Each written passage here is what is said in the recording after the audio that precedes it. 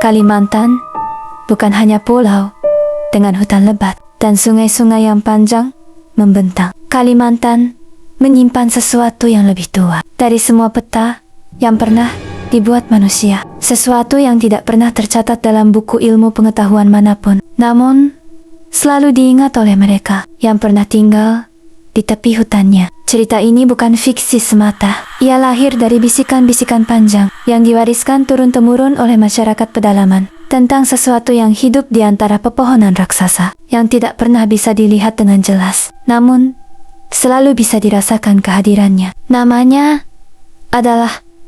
Oh, sebelum kamu melanjutkan membaca, ketahuilah satu hal. Ada cerita yang cukup didengar sekali saja, lalu dilupakan selamanya. Namun ada cerita yang akan terus mengikutimu, bahkan setelah kamu menutup halaman terakhirnya. Cerita ini adalah yang kedua. Selamat membaca, dan semoga kamu baik-baik saja setelahnya.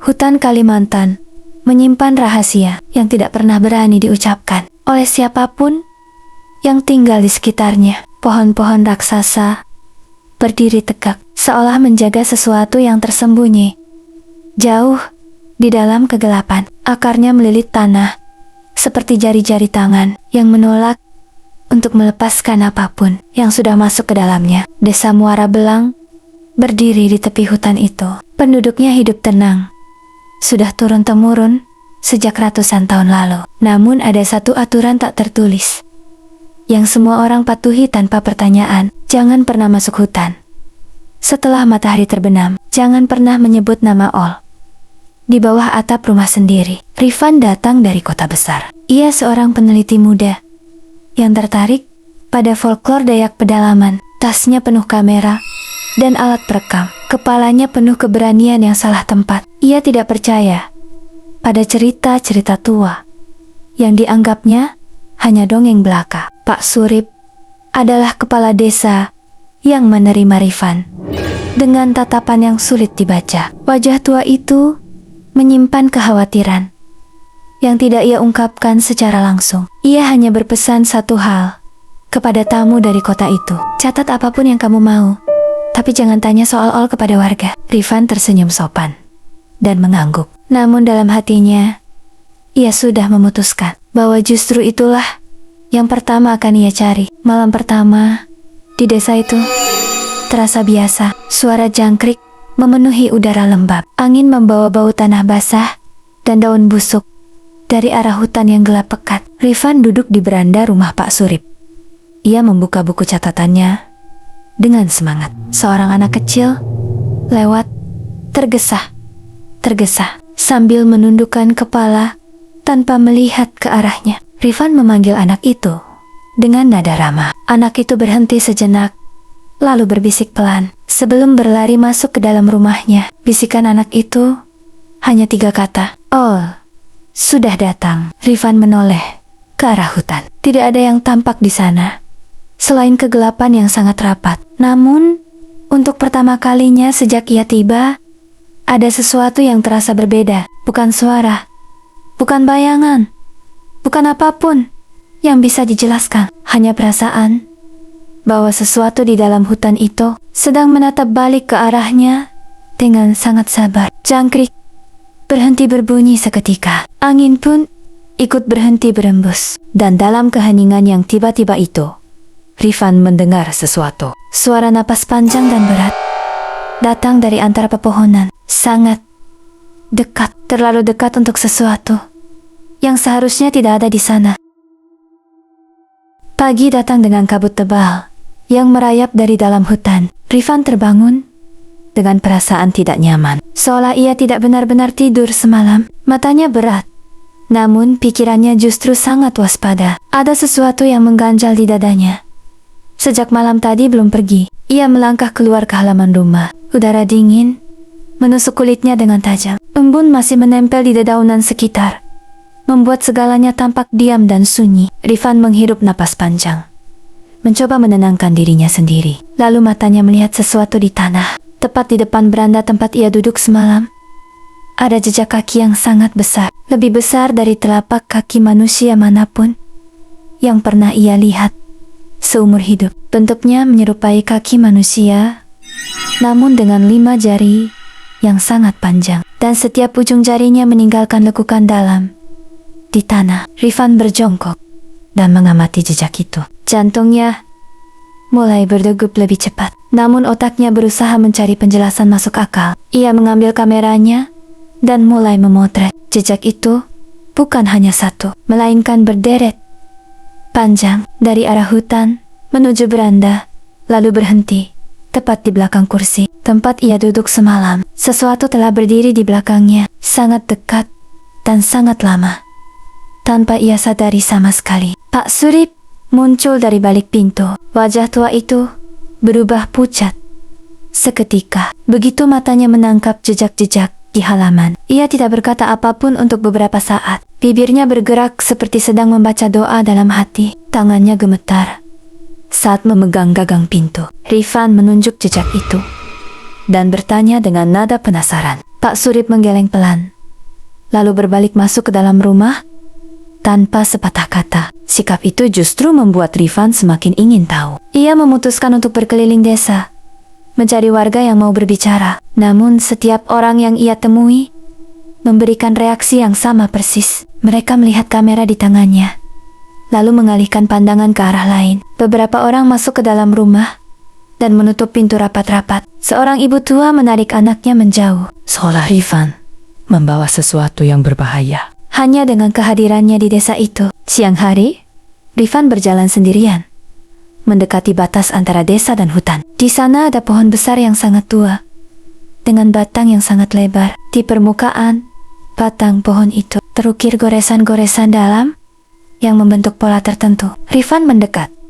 dan mengamati ukiran itu dengan seksama. Bukan ukiran biasa, itu adalah tanda peringatan. Dan di bawah tanda itu ada jejak kaki yang sama persis dengan yang ia temukan di halaman rumah tadi pagi. Masih segar, masih basah. Dibuat hanya beberapa jam yang lalu, saat semua orang di desa itu masih tertidur.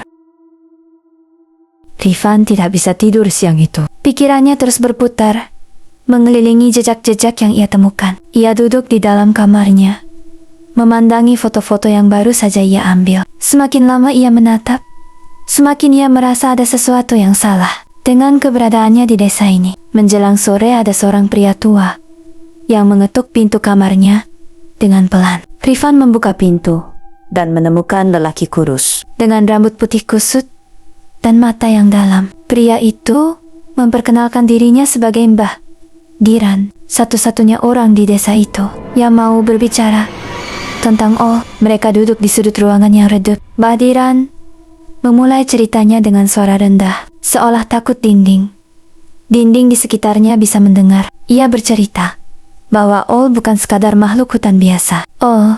Adalah sesuatu yang lebih tua dari desa ini sendiri. Lebih tua dari pohon-pohon raksasa yang berdiri di sana. Menurut Mbah Diran, tidak menyerang tanpa alasan. Makhluk itu mengamati terlebih dahulu. Bisa berhari-hari, bahkan berminggu-minggu. Ia memilih mangsanya dengan sangat hati-hati dan sabar. Setelah ia memilih seseorang, orang itu tidak akan pernah bisa pergi jauh dari jangkauan selamanya. Rifan merasa bulu kuduknya berdiri. Namun ia tetap mencatat setiap kata yang keluar dari mulut pria tua itu. Mbah Diran kemudian bercerita tentang kejadian 20 tahun lalu. Seorang pemuda dari desa tetangga masuk ke hutan sendirian untuk mencari kayu berharga di bagian dalam hutan. Pemuda itu kembali 3 hari kemudian dalam keadaan hidup. Namun sesuatu dalam dirinya sudah tidak sama. Matanya kosong, seperti cermin tanpa bayangan. Ia tidak mengenali keluarganya sendiri. Ia duduk seharian menghadap ke arah hutan, tanpa bergerak dan tanpa berkedip. Setiap malam ia menangis dalam tidurnya, memanggil sesuatu dengan nama yang tidak ada orang lain mengerti. Setahun kemudian, pemuda itu menghilang. Tidak ada yang mencarinya, karena semua orang di desa sudah tahu kemana ia pergi. Mbah Diran diam sejenak setelah bercerita itu. Matanya menatap jauh menembus dinding kamar, seolah sedang melihat kembali kejadian yang ia ceritakan. Lalu pria tua itu menoleh ke arah Rifan dengan tatapan yang sangat serius. Ia berkata bahwa jejak kaki yang Rifan temukan tadi pagi adalah tanda bahwa Ol sudah mulai mengamati, dan itu berarti Rifan sudah terlambat untuk berpura-pura bahwa semuanya baik-baik saja. Malam itu Rifan tidak berani duduk di beranda. Ia mengunci pintu kamarnya rapat-rapat, namun di luar jendela, di antara kegelapan hutan yang pekat, ia melihat 2 titik cahaya kemerahan yang menatap tepat ke arahnya tanpa berkedip. Rifan memutuskan untuk tidak pergi. Keputusan itu ia buat bukan karena keberanian, melainkan karena sesuatu dalam dirinya seolah menolak untuk bergerak dari tempat itu. Seperti ada benang tak kasat mata yang mengikat kakinya pada tanah desa ini. Ia mencoba mengabaikan perasaan itu dan terus bekerja seperti biasa. Hari kedua berlalu tanpa kejadian berarti. Rifan berkeliling desa dengan kameranya. Ia memotret rumah-rumah panggung yang tua dan pepohonan besar di sekitar desa. Namun setiap kali ia mengarahkan kamera ke arah hutan, fotonya selalu keluar buram dan tidak jelas, seolah lensa kameranya menolak untuk menangkap apa yang ada di sana. Malam ketiga datang dengan sangat berat. Udara terasa lebih lembab dari biasanya. Langit tertutup awan tebal tanpa bintang. Kegelapan turun merata ke seluruh desa, seperti selimut hitam yang menutup segalanya. Rifan berbaring di kasurnya,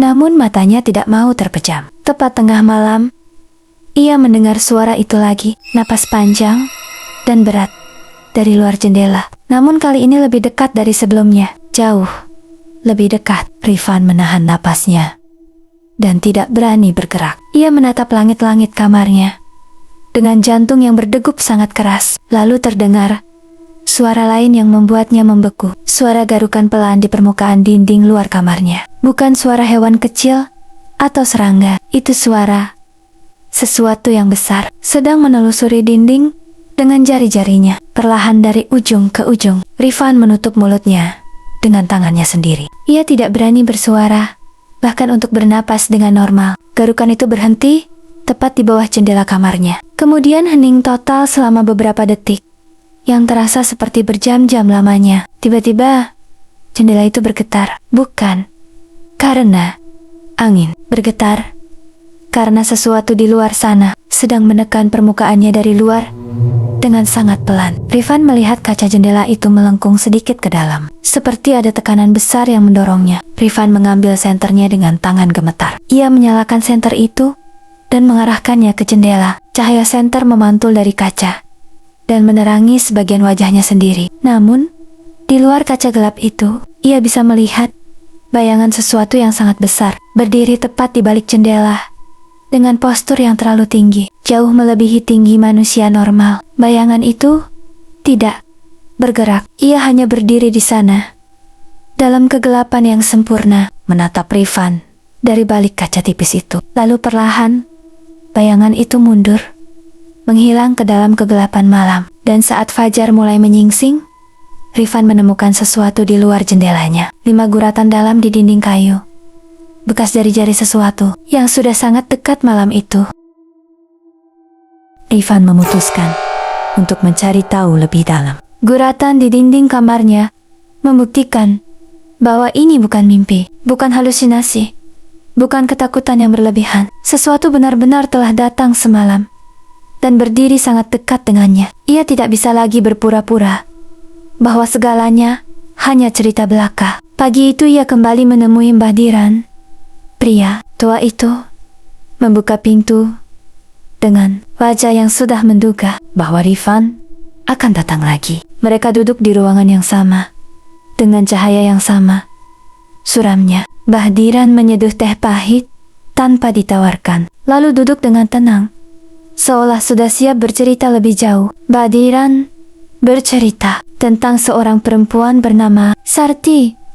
Ia adalah warga desa ini 25 tahun silam. Sarti dikenal sebagai perempuan pemberani yang tidak takut masuk hutan sendirian. Bahkan di waktu yang dilarang sekalipun, warga desa sudah berkali-kali memperingatkannya. Namun Sarti selalu tertawa dan mengabaikan semua peringatan itu. Suatu malam, Sarti tidak pulang. Warga mencarinya hingga ke tepi hutan. Namun, tidak ada yang berani masuk lebih dalam. 3 hari kemudian, Sarti muncul sendiri dari dalam hutan. Tubuhnya utuh, tanpa luka apapun yang terlihat. Namun wajahnya berubah sepenuhnya. Ekspresinya datar, seperti topeng, dan matanya menatap lurus tanpa melihat apapun. Yang membuat warga ketakutan bukan penampilannya, melainkan baunya. Sarti membawa bau hutan yang sangat pekat, bau tanah basah, dan sesuatu yang membusuk, yang tidak hilang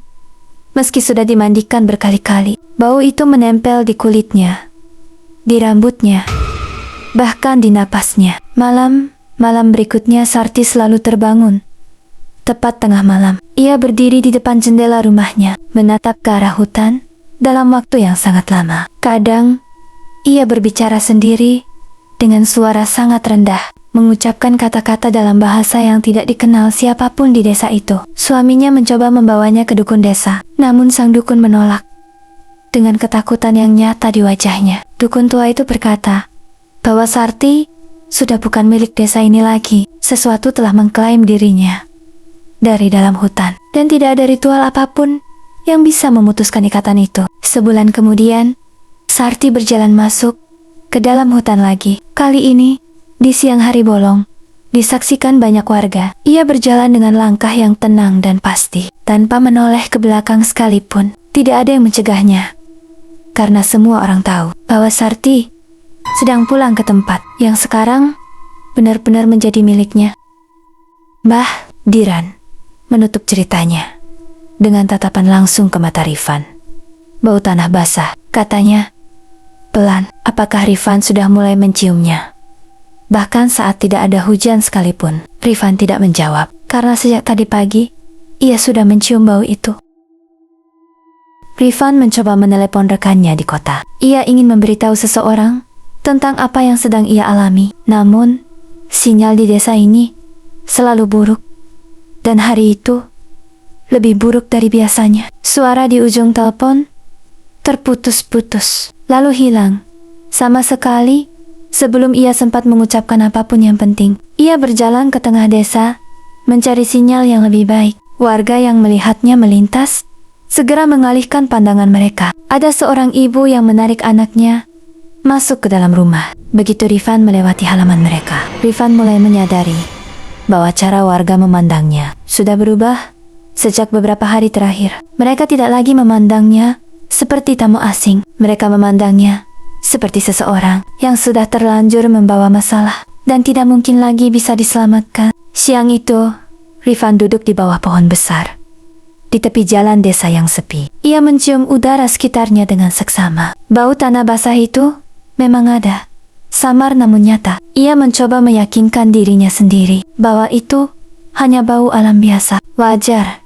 di lingkungan hutan yang lembab. Namun bau itu terasa berbeda, terlalu dekat, seperti datang bukan dari tanah di sekitarnya, melainkan dari dalam dirinya sendiri. Sore hari, Rifan memeriksa barang-barangnya di kamar. Ia berniat mengemasi tas dan pergi dari desa ini secepat yang ia bisa. Namun saat ia membuka tasnya, ia menemukan sesuatu yang membuatnya terdiam. Di dalam tas yang selalu ia kunci rapat itu, ada segumpal tanah hutan yang basah, gelap, dan lembab, dengan sedikit akar kecil yang masih menempel di permukaannya. Rifan tidak pernah membuka tasnya di dekat hutan. Ia tidak pernah menyentuh tanah hutan sama sekali. Tidak ada penjelasan logis tentang bagaimana gumpalan tanah itu bisa masuk ke dalam tasnya yang terkunci. Namun di sanalah ia berada, seolah sudah ada di sana sejak lama. Rifan membuang gumpalan tanah itu keluar jendela. Ia mengemas tasnya dengan tangan yang gemetar. Ia memutuskan untuk pergi malam itu juga. Tidak menunggu pagi. Ia tidak peduli lagi dengan penelitiannya. Tidak peduli dengan rekaman dan foto-fotonya. Ia hanya ingin keluar dari desa ini secepatnya. Namun, saat ia melangkah keluar dari kamarnya, Pak Surip sudah berdiri di depan pintu. Wajah tua itu terlihat sangat lelah dan sangat sedih sekaligus. Ia memandang Rifan dengan tatapan yang tidak perlu kata-kata untuk menjelaskan isinya. Pak Surip menunjuk ke arah halaman depan rumah. Di sana, berderetlah jejak-jejak kaki yang sangat besar mengelilingi seluruh rumah itu, bukan hanya satu putaran, melainkan berkali-kali, seperti sesuatu yang telah berjalan mengelilingi rumah sepanjang malam, tanpa henti dan tanpa lelah. Dan di tengah deretan jejak itu, ada gumpalan tanah basah yang sama persis dengan yang baru saja Rifan buang dari tasnya tadi. Rifan tidak jadi pergi malam itu, bukan karena ia tidak mau, melainkan karena mobilnya tidak bisa dinyalakan sama sekali. Mesinnya hidup, lalu mati begitu saja.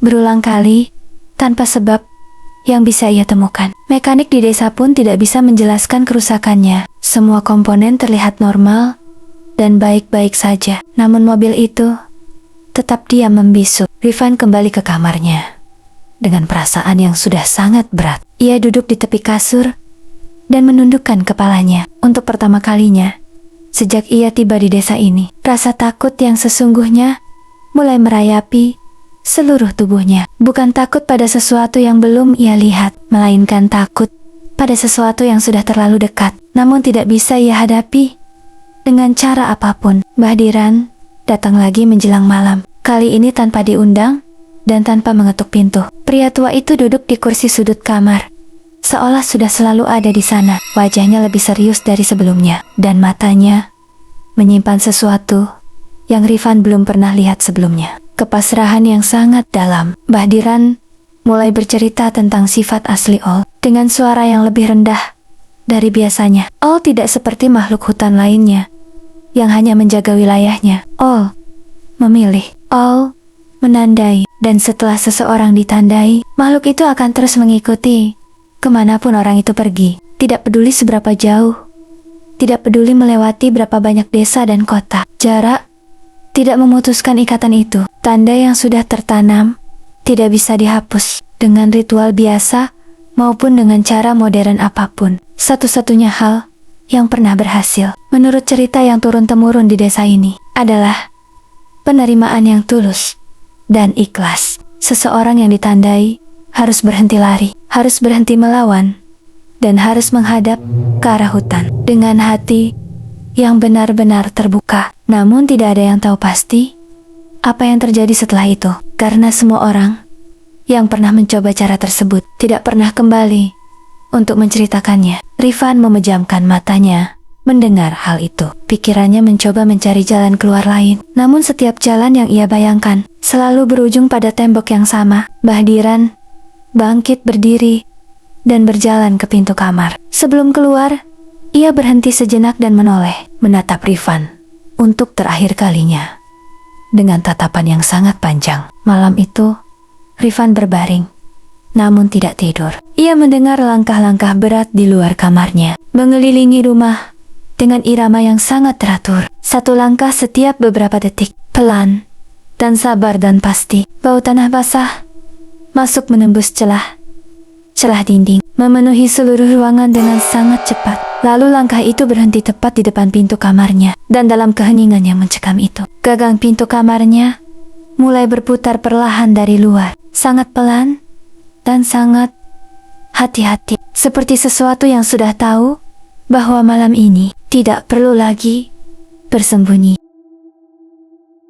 Gagang pintu itu berhenti berputar. Keheningan kembali menguasai seluruh ruangan, lebih pekat dan lebih berat dari sebelumnya. Rifan tidak bergerak dari tempatnya. Ia berbaring kaku, seperti kayu, dengan seluruh indranya terbuka penuh, menangkap setiap detail, sekecil apapun, yang ada di sekitarnya malam itu. Beberapa menit berlalu dalam keheningan yang menyiksa. Lalu bau tanah basah itu kembali datang, lebih kuat dari sebelumnya, memenuhi paru-paru Rifan dengan setiap tarikan napasnya. Bau itu bukan lagi sesuatu yang ia cium dari luar, melainkan sesuatu yang sudah ada di dalam ruangan bersamanya. Berdiri di sudut yang paling gelap, menunggu dengan sangat sabar, Rifan perlahan menoleh ke sudut kamar itu. Matanya menyesuaikan diri dengan kegelapan, mencoba membentuk bayangan dari ketiadaan cahaya, dan di sana ia melihatnya untuk pertama kali secara langsung. Bukan bayangan di balik kaca, bukan siluet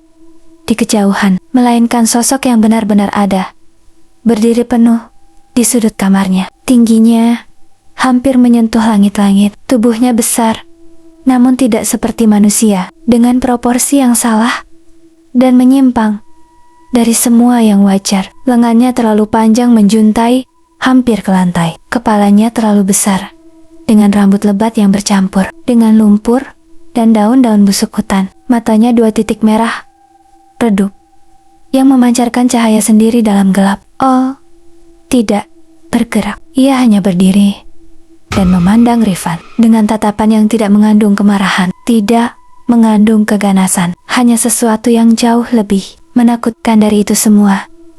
Pengakuan, seolah makhluk itu sedang berkata tanpa suara bahwa ia sudah mengenal Rifan jauh lebih lama dari yang Rifan pernah sadari. Rifan ingin berteriak, namun suaranya tidak keluar. Ingin berlari, namun kakinya tidak mau bergerak. Seluruh tubuhnya membeku dalam posisi berbaring, sementara matanya tidak bisa berpaling dari 2 titik merah yang memandangnya itu. Lalu, melangkah maju 1 langkah. Lantai kayu berderit keras di bawah beratnya. 1 langkah itu sudah memperdekat jaraknya menjadi sangat mengancam. Bau busuk hutan menyerang dengan luar biasa kuat. Rifan merasakan sesuatu yang hangat mengalir dari salah satu telinganya. Namun ia tidak bisa menggerakkan tangannya untuk memeriksa. Di luar kamar, terdengar suara Pak Surip memanggil dengan keras berkali-kali sambil menggedor pintu. Namun, suara itu terdengar sangat jauh, seperti datang dari dunia lain yang sudah tidak lagi menjadi milik Rifan. Ol menundukkan kepalanya yang besar, memandang Rifan dari jarak yang sangat dekat. Napas panjangnya yang berat menerpa wajah Rifan, membawa dingin yang menusuk hingga ke tulang. Pagi harinya Pak Surip membobol pintu kamar itu. Kamar itu kosong, jendela tertutup rapat dari dalam, pintu terkunci dari dalam. Tidak ada tanda kekerasan, tidak ada barang yang berantakan, tidak ada jejak perlawanan apapun. Hanya ada bau tanah basah yang sangat pekat, dan di lantai kayu itu tertinggal jejak kaki yang sangat besar menuju ke sudut kamar, lalu menghilang begitu saja, seolah sesuatu melangkah masuk ke dalam dinding dan tidak pernah keluar lagi. Rifan tidak pernah ditemukan. Namanya tidak pernah disebut lagi di desa itu. Dan setiap malam, warga Muara Belang masih mendengar suara napas panjang dan berat berputar perlahan mengelilingi desa mereka dari sesuatu yang tidak pernah pergi. Setahun berlalu setelah Rifan menghilang, desa Muara Belang kembali ke ketenangan yang biasa, ketenangan yang rapuh dan penuh kehati-hatian. Warga tidak pernah melaporkan hilangnya Rifan kepada pihak berwajib, bukan karena mereka tidak peduli, melainkan karena mereka tahu tidak ada penjelasan yang bisa diterima dunia luar tentang apa yang sesungguhnya terjadi malam itu. Kamar tempat Rifan tinggal dibiarkan kosong. Pak Surip tidak pernah menyewakannya lagi kepada siapapun. Pintu kamar itu selalu tertutup rapat dan tidak ada warga yang berani melewati lorong menuju kamar tersebut. Setelah matahari terbenam, bau tanah basah itu masih kadang tercium merembes keluar dari bawah celah pintunya. Pada malam-malam tertentu yang tidak bisa diprediksi, Mbah Diran meninggal 3 bulan setelah kejadian itu. Bukan karena sakit yang bisa dijelaskan oleh tabib manapun. Tubuhnya ditemukan di atas tempat tidurnya, dalam posisi tidur yang sangat tenang, dengan senyum samar di bibirnya. Namun matanya terbuka lebar, menatap ke arah langit-langit kamarnya, dengan ekspresi seseorang yang melihat sesuatu. Tepat sebelum napas terakhirnya keluar, di kota besar seorang jurnalis muda membaca laporan hilangnya Rifan. Dari arsip berita lama yang hampir tidak ada yang membaca, jurnalis itu bernama Dira, perempuan muda yang ambisius, dengan rasa ingin tahu yang sangat besar dan tidak mengenal batas. Ia menemukan nama desa Muara Belang dalam catatan itu dan mulai menelusurinya dengan sangat antusias. Dira menghubungi beberapa orang, mencoba mendapatkan informasi tentang desa itu. Namun semua orang yang ia hubungi selalu memberikan jawaban yang sama. Mereka tidak tahu apa-apa, atau mereka tiba-tiba berhenti menjawab pesannya. Setelah pertanyaan tentang Ol ia lontarkan, semakin banyak pintu tertutup, semakin besar rasa penasaran Dira. Ia memutuskan untuk pergi sendiri ke Muara Belang, membawa kamera dan alat perekam dalam tasnya. Ia berangkat pada suatu pagi yang cerah dengan keyakinan penuh bahwa ia akan menemukan cerita besar yang belum pernah ditulis siapapun. Dalam perjalanan panjang menuju desa itu, Dira berhenti di sebuah warung kecil di tepi jalan. Seorang lelaki tua di warung itu memandangnya lama. Saat mendengar nama desa yang Dira tuju, lelaki itu hanya berkata satu kalimat pendek, lalu berbalik dan tidak mau bicara lagi. Jangan sebut namanya di dalam hutan. Dira tersenyum kecil. Mendengar itu, ia mencatat kalimat itu dalam bukunya sebagai bahan pembuka artikel yang akan ia tulis. Kemudian, ia melanjutkan perjalanannya tanpa menoleh ke belakang sekalipun. Di kejauhan, jauh di balik deretan pohon-pohon raksasa yang mengapit jalan menuju muara belang, sesuatu berdiri sangat diam di antara kegelapan hutan. 2 titik cahaya merah redup menyala perlahan mengikuti arah mobil Dira yang semakin mendekat. Oh, sudah menunggu. Oh, selalu menunggu. Dan oh, tidak pernah pergi. Hutan Kalimantan menyimpan banyak hal yang tidak pernah ingin diketahui manusia. Oh, bukan sekadar cerita untuk menakuti anak-anak di malam hari. Ia adalah pengingat bahwa ada batas antara dunia manusia dan dunia yang lebih tua. Batas yang tidak boleh dilanggar oleh siapapun. Rifan datang dengan keberanian yang salah tempat. Dira menyusul dengan rasa ingin tahu yang tidak mengenal takut. Dan mungkin di suatu tempat ada kamu yang sedang membaca ini. Dengan perasaan penasaran yang sama, hutan itu masih ada. Oh, masih di sana. Dan ia sangat sabar menunggu orang berikutnya yang datang tanpa rasa hormat kepada sesuatu yang sudah ada jauh sebelum manusia mengenal nama takut. Jaga dirimu baik-baik dan jangan pernah menyebut namanya di dalam kegelapan.